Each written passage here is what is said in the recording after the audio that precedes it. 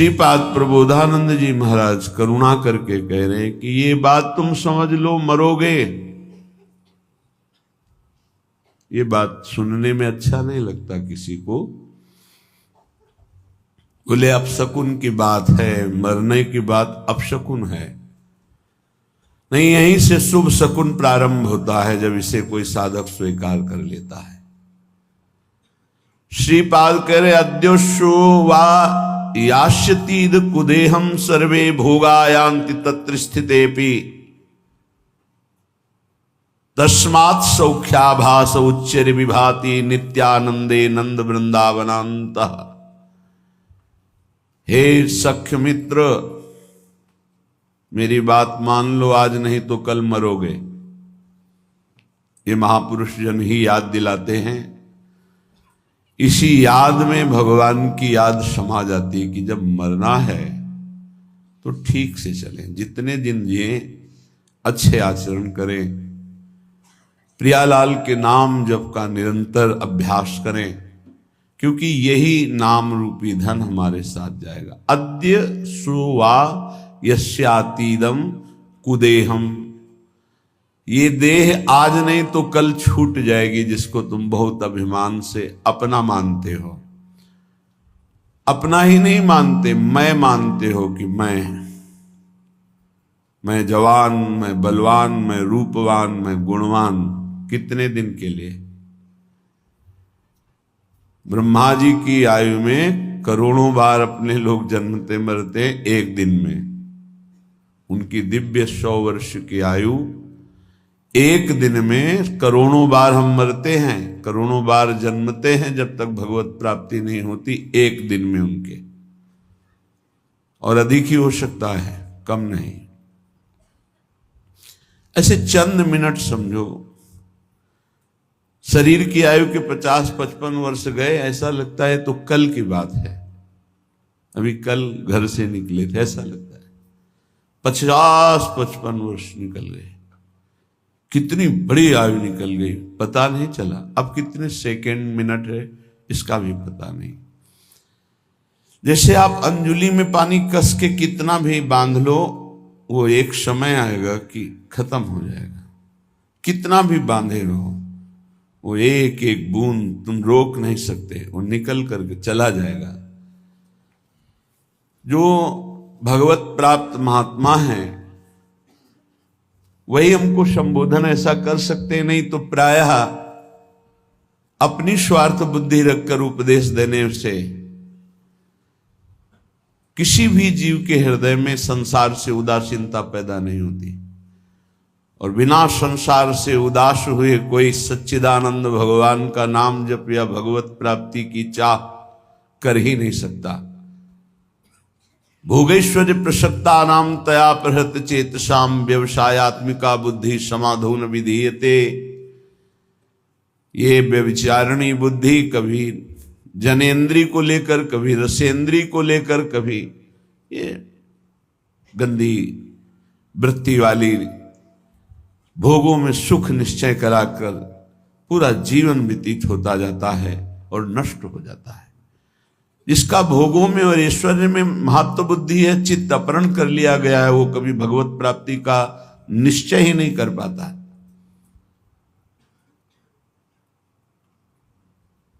इस मार्ग में उपासक को पहले स्वीकार करना होगा कि मुझे मरना है, आज नहीं तो कल। कौन स्वीकार करता? जानते सब हैं। गांव में जब किसी का शव ले जाते हैं तो घाट में बैठकर उसके परिवार वालों को समझाते हैं, रो मत भाई, सबको जाना है, आज ये गया कल और जाएंगे, सबको मरना है, रो मत। रोना ठीक नहीं। कितना बढ़िया ज्ञान उसको। फिर वही, क्या वो सोच पाता है कि मेरे को भी जाना है? तो जो रास्ते में बोलते चले आए कि राम नाम सत्य है, गोविंद नाम सत्य है, गोपाल नाम सत्य है, तो हम उस सत्य को निरंतर रटें? पर नहीं, वो केवल एक व्यवहार मात्र होता है। संत जन कह रहे हैं, भाई रे तेरी अवधि बीती जाए। हर समय स्वस्थ नहीं रहोगे। अभी एक रास्ते में दर्शन हुआ, उनको लीवर में कैंसर है, खड़े नहीं हो पाए, लोग पकड़े हुए थे, अश्रु, विषाद, घोर दुख। अब क्या होगा? अब क्या होगा? क्या साधन बनेगा? चलो, बुलाया वृंदावन ने, 2-4 बार सामने खड़े होके राधा बोलो, राधा राधा, ये उनका कल्याण का काम हो गया। चिता लग चुकी हो और वहां नाम कीर्तन करके अगर किसी संत महात्मा की दृष्टि पहुंच जाए तो उस जीव का कल्याण हो जाएगा। जिसकी चिता, अगर कहीं महात्मा बैठकर भजन किया है और वहां कोई थोड़ी देर भी बैठ गया है, उसके निष्पाप की स्थिति आ जाएगी, पाप नष्ट हो जाएंगे। बड़ा महिमा प्रताप है। तुम गर्व में भूल रहे हो कि तुम्हारा शरीर स्वस्थ है, तुम जो चाहो भोग सकते हो, जो चाहो कर सकते हो। भूलो मत, तुम्हारी प्रतिपल आयु कम हो रही है। भाई रे तेरी अवधि बीती जाए, अंजुलि जल घटत जैसे, तारे ज्यों पर भात, श्वास पूंजी गांठ तेरी, सो घटत दिन रात। भाई रे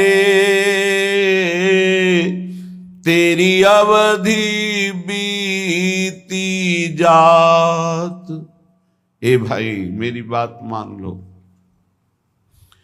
तुम्हारी आयु जा रही है।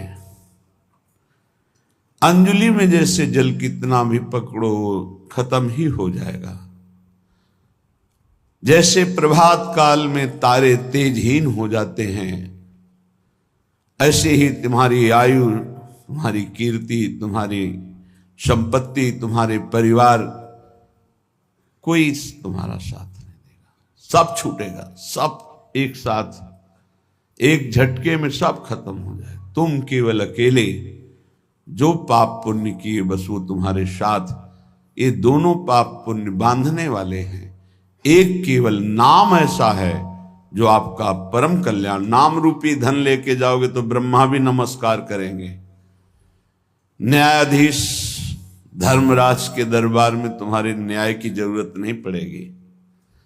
नाम जापक को धर्मराज के पास जाना नहीं होता, उसका न्याय स्वयं श्री हरि के दरबार में होता है। वो चाहे 10-20 बार ही नाम क्यों न लिया हो, ध्यान रखना। यदि 10-20 बार नाम सुरक्षित रख सके, वैष्णव अपराध न करे, निंदा न करे, तो वो 10-20 बार का नाम ही उसका परम कल्याण कर देगा। तुम्हारी गांठ की अमृतमयी पूंजी नष्ट हो रही, श्वास, बहुत खतरा है। ये श्वास जो बहुत आराम से ले रहे हो, एक दिन ऐसा आएगा ये श्वास नहीं ले पाओगे। जो आंख से देख नहीं पाते उनसे पूछो, उनको लगता है आंख वाले कितने सौभाग्यशाली हैं, सब देख पाते हैं। जिनके कान की श्रवणेंद्रिय शब्द नहीं सुनती, उनको लगता है कितने सौभाग्यशाली हैं जो सुनते हैं। तुम देख रहे हो, चल रहे हो, सुन रहे हो, बोल रहे हो, खा रहे हो, स्वस्थ हो। अवसर है भगवत प्राप्ति का, बाद में पछताना होगा। ये अवसर है, तुम्हारी श्वास की पूंजी नष्ट हो रही है। जो श्वास नाम में गई वही सार्थक नहीं, सब बेकार, सब बेकार। लाखों बार भोग भोग लो, हर भोग, लेकिन फिर भी वही भोग तृष्णा। क्या माया का खेल है। लाखों बार भोग लो, फिर लगता है एक बार भोग करके देखो कितना सुख मिलेगा। यही मन, यही बुद्धि, ये खा के देख लो, ये देख लो, ये सूंघ लो, ये भोग लो। ये ठग हमारी श्वास रूपी पूंजी को नष्ट कर रहे हैं। हे भाई, जो श्वास चली गई वो दोबारा नहीं आने वाली, इसमें संत जन श्वास का लाभ ले पाते हैं, चाहे वो गृहस्थ संत हो या विरक्त संत। संत कहते हैं जो एकमात्र श्री भगवान को अपना मानकर निरंतर चित्तवृत्ति को प्रभु में लगाते हैं, सद आचरण करते, उन्हें संत कहते हैं। चाहे वो पैंट शर्ट में हो, चाहे वो अन्य वेश में हो। अगर विवेक नहीं है, अंदर से वैराग्य नहीं है, भगवत चरणारविंद का चिंतन नहीं है, तो पाखंड है चाहे जो हो। बिन विवेक वैराग्य भक्ति बिनु सत्य न एको मानो, भगवत विमुख कपट चतुराई सो पाखंड नहीं जानो। पाखंड का स्वरूप न विवेक है, न वैराग्य है, न भगवदाकार वृत्ति है, केवल पाखंड ही पाखंड है। और ये बहुतायत कलयुग का प्रभाव फैलाएगा, कोई बिरला पाखंड से बच पाएगा। पाखंड कहते हैं पाप का अंश, पापखंड पाप का अंश, पाप का अंश पाखंड कहलाता है। हम निष्पाप वेश धारण किए हुए हैं, आचरण पाप का करते हैं तो पाखंड है, दुर्गति होगी। निष्पाप मार्ग के पथिक हैं, भूली न देह कुमारक पाऊं, थोड़ा भी पाप तो पाखंड है। पाप धर्म शास्त्र के विरुद्ध बोलना, देखना, सुनना, भोगना सब पाप है। शास्त्र सम्मत आचरण करना ये साधुता का लक्षण है, वो चाहे गृहस्थ में हो चाहे विरक्त में। तस्मात् शास्त्रम प्रमाणन्ते कार्याकार्यो व्यवस्थित हो। कार्य और अकार्य की व्यवस्था शास्त्र के अनुसार करे उसे साधु कहते हैं। तुम्हारी श्वास की पूंजी जा रही, बहुत कीमती श्वास है। अज्ञान के कारण तुम सोचते हो कि नाम छूट गया, लेकिन 1 लाख रुपया तो मिल गया। क्या करोगे 1 लाख? 1 लाख का महत्व क्या है? भोग सामग्री मिलेगी। क्या करोगे भोग सामग्री? भोगेंगे किससे? इंद्रिय और मन से। पुनः गंदे हो जाएंगे, पुनः गंदे हो जाएंगे। अगर साधन से थोड़ा पवित्र हुए फिर गंदे हो। हमारा नाम चल रहा है, फिर प्रसाद का सेवन करते हुए भगवत आचरण कर रहे हैं, कोई घाटा नहीं। हर श्वास श्वास श्वास सुमिरन करे, दुविधा रहे न कोई, निश्चित भगवत प्राप्ति होगी। नाम श्वास दोनों समान हो जाएं, श्वास ही नाम, नाम ही श्वासा, नाम श्वास को भेद मिटावे। अब श्वास की कीमत पता चली। कई बार सत्संग में कहा है 50 वर्ष मेहनत करके कमाया है, तुम्हारी अंतिम श्वास और कह दो 50 वर्ष की कमाई, 50 वर्ष की श्वासों के द्वारा कमाया हुआ ये वैभव धन संपत्ति आपको देते हैं। हे भगवान, एक श्वास और बढ़ा दो, नहीं बढ़ेगी। ऐसी कीमती श्वासों को जो तुम्हारे जीवन भर की संपत्ति देने पर एक श्वास नहीं बढ़ सकती, तुमने बेकार खर्चा कर दिया, व्यर्थ जीवन गया। साधु संगति पैठ लागी, ले लगे सोई हाथ, बड़ो सौदा हरि सुमिरो, सुमिर लीजय प्रात भाई रे, अवधि बीती जात। अगर श्वासें सार्थक करनी तो साधु संगति करो। साधु संगति करी अनुदिन राति, रात दिन साधु संगति करो। साधु संगत से तुम्हें पता चलेगा कि महंगा सौदा कौन है। बोले हरि, सबसे महंगे हैं हरि। ये लोक परलोक की संपत्ति से नहीं खरीदे जा सकते, तपस्या से नहीं खरीदे जा सकते, साधना से नहीं खरीदे जा सकते। अगर इनको पाना है तो साधु संगति करो, और साधु संगत से जो हरि नाम मिला, राधा नाम मिला, बोले सुमिर लीजिए, बस इसी को सुमिरो। कम से कम गृहस्थी में हो तो सायं प्रातः 2 समय तो एकांत का सेवन कर लो। प्रातःकालीन वेला पर उठो। अगर आपको शौच आदि नहीं लगी तो अपने आसन पर बैठकर नाम जप करो।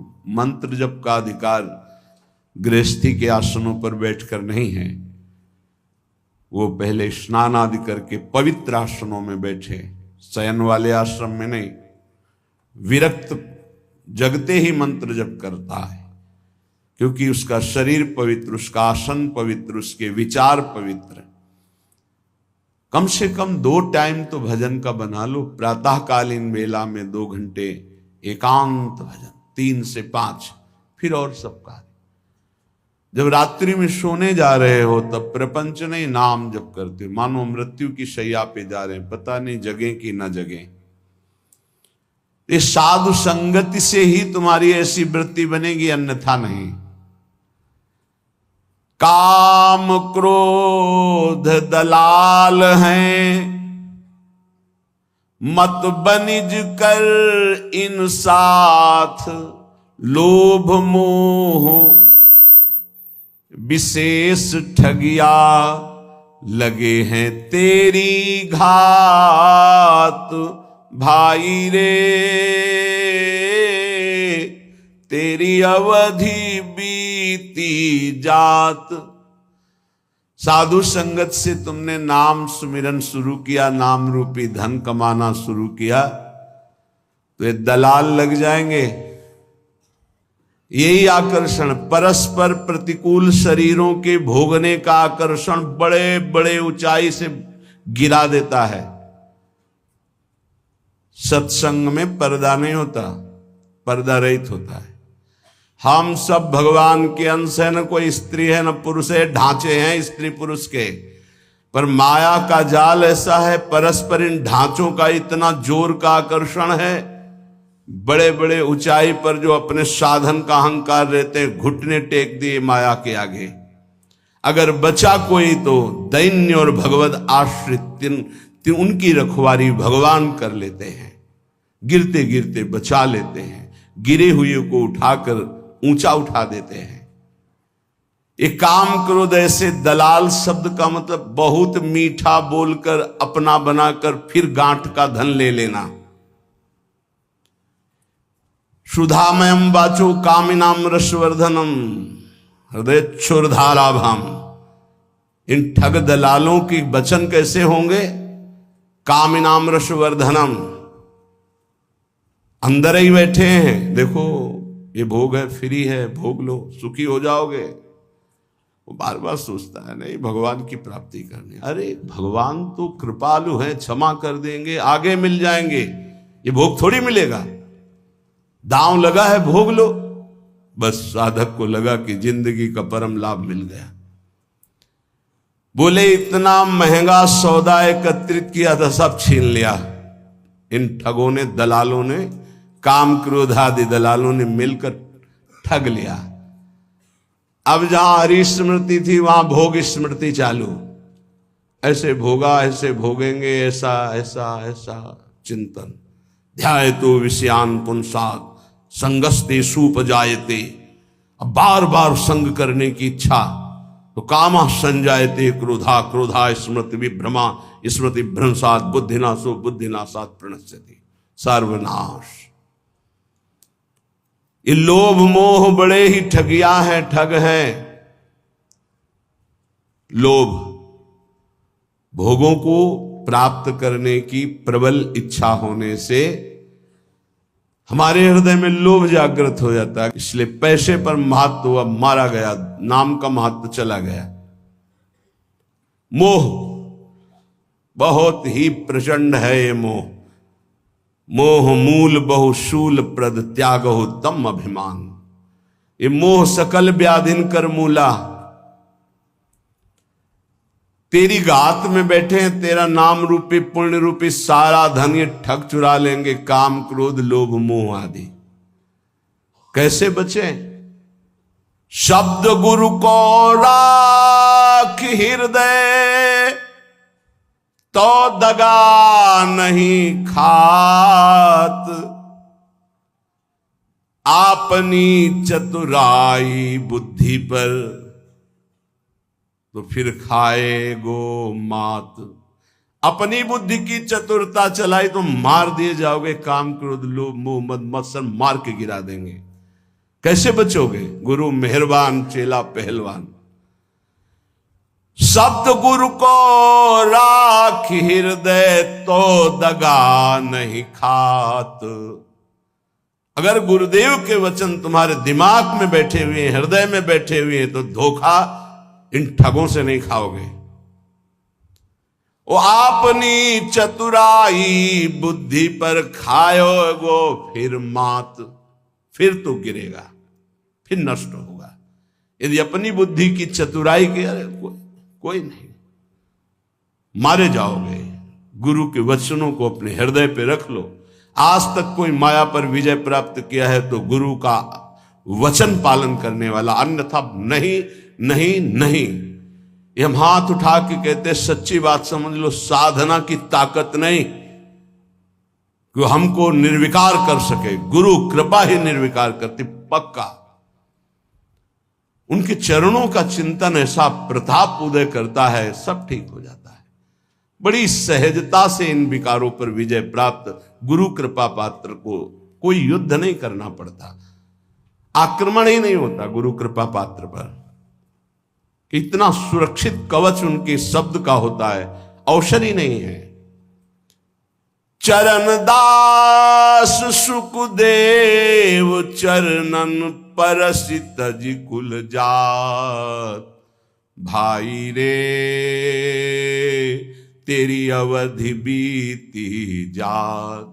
चरणदास जी कहते हैं, गुरुदेव सुखदेव जी की कृपा से अब इस तन के सारे विकार नष्ट हो गए हैं। मन प्रभु में आसक्त हो गया, एक गुरुदेव की कृपा से।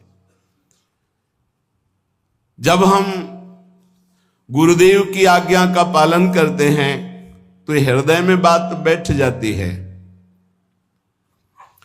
अपना हरि बिनु और न कोई, ये बात बैठ जाए। मेरे तो गिरधर गोपाल दूसरो न कोई। हमारे प्रिया प्रीतम के सिवा और कोई नहीं। हमारे श्यामा जो, ये अंदर बैठ जाए, ये अंदर नहीं बैठता। बस जवान से तो सत्संग के प्रभाव से हम बोलते हैं, हमारे माई श्यामा जू को राज। अगर श्यामा जू का राज हृदय में बैठ जाए तो काम क्रोध लोभ मोह मद मत्सर प्रकाशित ही नहीं हो सकते, प्रभाव ही नहीं कर सकते। मान लीजिए, श्रीपाद प्रबोधानंद जी कहते हैं, भगवान के मोहिनी अवतार में भी ताकत नहीं कि गोरे चरणारविंद की ठसक रखने वाले उपासक को आकर्षण कर सके। महापुरुषों के वचन मिथ्या नहीं होते। भाई मेरी बात मान लो, हरि के सिवा तुम्हारा कोई नहीं। क्यों नहीं है? हमारे माता हैं, पिता हैं, भाई हैं, पत्नी हैं, पुत्र हैं, परिवार है। तो इनमें हरि हैं तब तक तुम आदर करते हो। जिस दिन हरि निकल गए उस दिन इनका आदर करके दिखाना हमें। जानते हो, अंतिम संस्कार में पिता की खोपड़ी पुत्र फोड़ता है।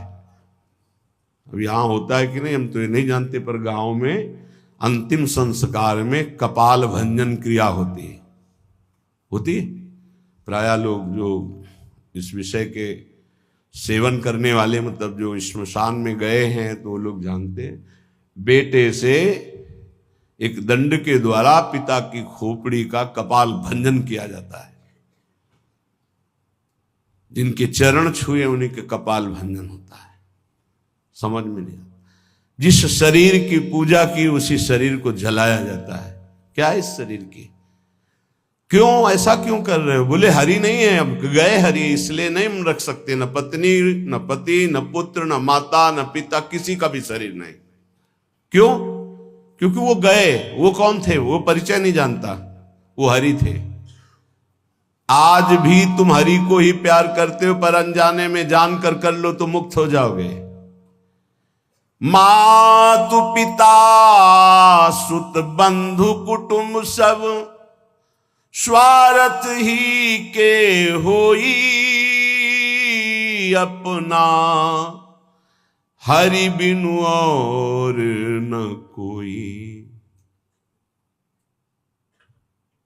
कुपुत्रो जायते क्वचिदपि कुमाता न भवति, शास्त्र में लिखा है, लेकिन वासना कुमाता बना देती है।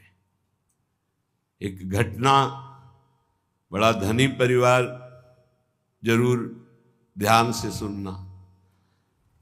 पति ऑफिसर, खूब धन व्यवस्था, पत्नी और 2 पुत्र, एक पुत्र एक पुत्री, बहुत ही लाडले सुंदर। पूर्व जीवन में उसने जो अपना मित्र बनाया था, फोन का जमाना, बात करके वो अटैची लेके घर आया। उनकी नजदीक ही कोई नौकरी थी जिसमें वो शाम के घर आ जाते थे। देखा घर में कौन है, कहा हमारा कजन है, भाई लगता है। उठ के उसने, बड़ा अच्छा किया आप आ गए, बड़ा सज्जन पुरुष था, अच्छा किया आपने आ गए। पहले मैं तो होटल में रुकना चाहता था, पर दीदी ने कहा यहां आ जाओ। बहुत अच्छा। वो बोली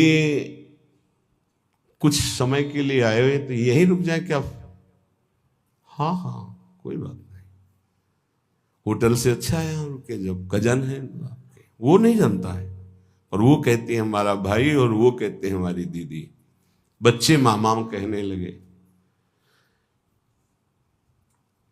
एक दिन बच्चे अचानक कमरे में गए और देखा कि दोनों की स्थिति, भागे। वो 10-12 वर्ष का लड़का बाहर आए तो नौकर भोजन बनाने वाला, तो उसका अंकल अंकल मामा, हमें लग रहा है हमारी मम्मी को मार रहे हैं, क्या कर रहे हैं। वो उस क्रिया को थोड़ी जानते, छोटे बच्चे। तत्काल वो दौड़ा कि मालकिन को क्या हुआ, तो वो असावधान थे, बच्चों को देखा ही नहीं था। नौकर ने जब देखा तो उनकी दृष्टि पड़ी। अब वो नौकर तो नौकर बाहर निकले और कहा हमें मालकिन नौकरी से मतलब, हमें क्या बोलना है। और डर गए। उसने कहा आज भोजन हम बनाएंगे अपनी रुचि का, आप बैठे। भोजन में जहर मिलाया, मीठा जहर। पहले से होगी व्यवस्था कुछ ऐसा, जैसा विधान। दोनों बच्चे बेहोश हो गए, इतना कम जहर दिया। नौकर को थोड़ा ज्यादा दिया, मरा नहीं, पर वो मरणासन में पड़ा था। अब उन्होंने कहा पहले पुत्र और पुत्री को, छोटा सा पहाड़ था, वहां तक गाड़ी जाती थी, गाड़ी चला के स्वयं गए। उनका मित्र जो भाई बनकर आए, दोनों को उठा के बच्चों को जमीन वहां से पटक दिया कि अगर जो बचे हों जहर से वो। लौट के आए, नौकर बेहोश पड़ा था, इतने में वो आ गया पति। अब नाटक शुरू, क्योंकि सीसी कैमरा लगा था। पति खूब रोना, दरवाजा क्या हो गया, ये बेहोशी का नाटक कर रहा है, बच्चों को गायब कर दिया हमने। जब बहुत पूछा तो बेहोश होकर गिर गया, नाटक कर रहा है, इसने हमारे बच्चों को गायब कर दिया। तुरंत पुलिस को फोन किया, पुलिस आई, उसकी चेक करवाई तो बेहोश। उनका नाटक तो नहीं, तो बेहोश है। डॉक्टर ने चेक किया कि इसमें जहर खवाया गया इसको। अब वो तो पूरा, उसको इंजेक्शन लगाया गया, थोड़ा होश आया। भारी पिटाई उसकी हुई नौकर की। कहाँ है लड़के? उनका मालिक साहब हमें पता ही नहीं, हमको तो भोजन किसने बनाया? मालकिन ने बनाया। ये पिटाई वहां उसकी हो रही थी, जब उसने कहा मालकिन ने, तो दिमाग उनका खटका, भागे वहां। तो वहां पति को कुर्सी में बांध करके दोनों मिल करके खूब डट के उनकी पिटाई कर रहे थे। और अंतिम था कि उनका उतने में वो, अब अगर वो नहीं खोलते तो 1 मिनट में दरवाजा तोड़ दिया जाए, खोले। अब तो कुछ था नहीं, सब पूरी बात फाइनल में हो गई। जब थप्पड़ के आगे किसकी रुकती हुई, पूरी बात। क्यों मारा बच्चों को? मार दिया, वहां से फेंक दिया। ये कौन है? तो बॉयफ्रेंड पहले। इसीलिए हम बार बार एकांतिक में सत्संग में कहते हैं ये बॉयफ्रेंड गर्लफ्रेंड तुम्हारे जीवन का बहुत बड़ा नाशकारी। ये कौन माता ऐसा चाहेगी अपने लाडले पुत्रों की हत्या, लेकिन काम वासना ऐसा खेल कर दे। सैकड़ों ऐसे उदाहरण संसार में फैले जो पावन पवित्र संबंध है उनका नाश। मेजर साहब छुट्टी में आते थे तो पहले सूचना दे देते थे। सामने एक मिठाई की दुकान थी जो उसका मालिक था नवयुवक, उसका संबंध अचानक वो बिना कुछ सूचना दिए गेटमैन साहब अंदर नहीं जा सकते। पागल हो तुम, मेरा बंगला मेरा परिवार, मैं अंदर नहीं जा। वो मालकिन का हुक्म है कि मेरे आज्ञा उसको दबका है। मेरा मकान मेरे को कैसे तू रोक रहा है? बोले मालकिन ने कहा तो कोई ना आने पाए। फौरन अंदर गए तो मिल गए वो। अब तो मेजर तो पिटाई शुरू की। पत्नी को पीट रहे थे, इतने में उसने उनको कवर किया। पत्नी ने राधे राधे। वहीं अंदर जो फूलों का, बंगले में तो सारी व्यवस्था थी मेजर, वहीं बंगले के अंदर ही। अब छुट्टी का समय खत्म हुआ, उनके यहाँ फोन आया, तुम्हारे यहाँ उनको बात करवा, बिना अनुमति के इतने दिन हो गए, छुट्टी के ऊपर आए क्यों नहीं? कहा यहां तो आए ही नहीं। ऐसा कैसे हो सकता है? मेजर एक अच्छी पदवी होती है यार, ऐसा कैसे हो सकता है? वो तो छुट्टी लेके घर के लिए गए। पूरा फोर्स उधर का गिरा करके, उन लोगों की अलग प्रणाली होती है। गेटमैन की जो धुलाई शुरू की, आए थे? हाँ साहब आए थे। तारीख समय पूरा, हाँ साहब इतने निकले नहीं, जिस दिन से अंदर गए निकले। आप कहाँ है? आखिरी कहाँ है मतलब पिटाई के बाद आखिरी। मेजर साहब की हालत शरीर की भी नष्ट हो चुकी थी, जो गाड़ दिया गया था। क्या है? पत्नी का संबंध। एक दिन सुनाया था, पत्नी को आग डाल के जला दिया था, पति का संबंध। माता पिता को अनाथालय में, ऐसे पुत्र का संबंध।